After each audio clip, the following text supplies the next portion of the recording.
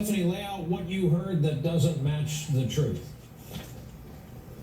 An awful lot. We should first start with that specific group of CEOs. The last time we saw them at the Rose Garden, we should remember, one company that both Vice President Pence and Donald Trump talked about was Google. They said that Google was developing a very special website. It would be ready Sunday. That press conference was on a Friday. That website would enable people to fill out a questionnaire, figure out if they needed a test. If the answer was yes, it would direct you to a local testing center. That was on March 13th. That hasn't happened yet, so we'll start from there.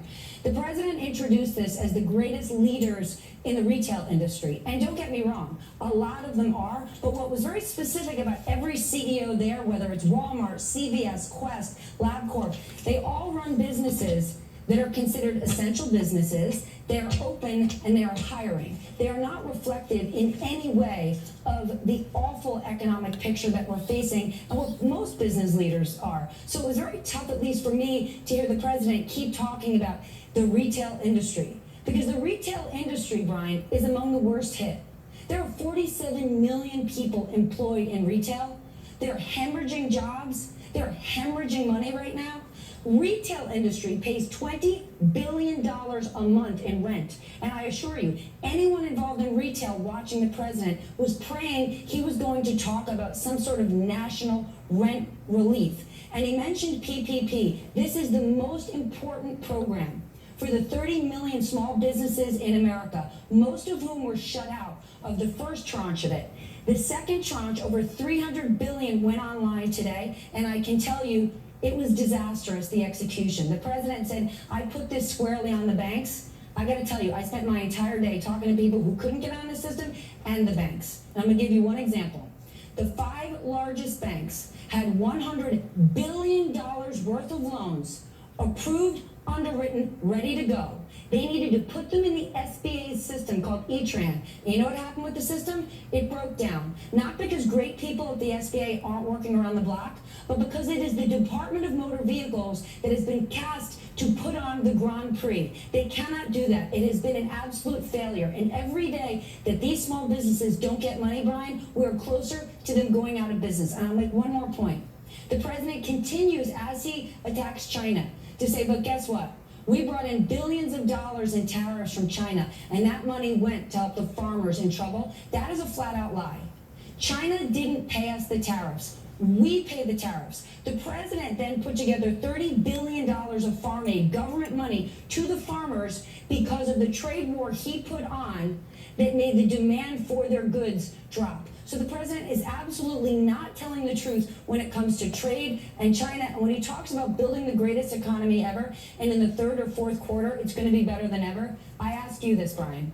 Even if we open everything up in this country, which you know we're not, even if we do, once we adhere to social distancing rules and our restaurants, bars, movie theaters, stadiums, and airplanes are only half full, which will be the rules, we will face a wave of bankruptcies again in this country. So the president simply isn't telling the truth. And to bring on a tiny group of CEOs that represent a small vertical of businesses that are thriving because the demand for their goods and services are massive because of Corona, they do not represent the rest of the country. And certainly not, they do not represent the economic devastation that we're facing today and we're going to face going forward.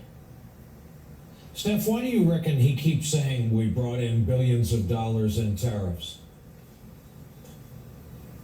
Because it sounds good. Because we know that farmers got $30 billion in aid, and the president likes to say that he's a free markets guy. Farm aid like that, is a form of socialism. The president doesn't want to acknowledge that. I get that. So he likes to say, we got it from China. Because at the end of the day, Brian, when you're suffering, when you need help, and someone writes you a check, I don't think you're spending that much time figuring out where the check came from. You're just glad that you got it. But if people actually dug in and understood where that money comes from and what it does to our overall economy, they might feel different. But when you're desperate and you need to support your family, you're just happy to have the relief. And if the president tells you those bad people in China are the ones who got us that money, you'd feel pretty good. Unfortunately, it's a flat-out lie. Final question. When people hear, as they will, a statement he repeated several times today and has certainly said in the past, quote, I built the greatest economy in the history of the world. How does that strike someone like you with your background? Brian, it's just really hard for people to hear that right now. It's really hard for people to hear the president continue to say, look at the stock market. Let's say something about why the stock market is doing well. The stock market is not doing well because companies are making tons of money. The stock market, which is currently very disconnected from the real economy, is staying afloat because the Fed is pumping an enormous amount of liquidity, 4 times the amount of liquidity we saw after the financial crisis, and they're doing it to keep us alive. The president didn't create the greatest economy ever. There wasn't a turnaround. He deregulated, he created enormous corporate tax cuts, and guess what? We did a whole lot of hiring. Those are really good things. But a lot of the good things that happened because of consumer spending.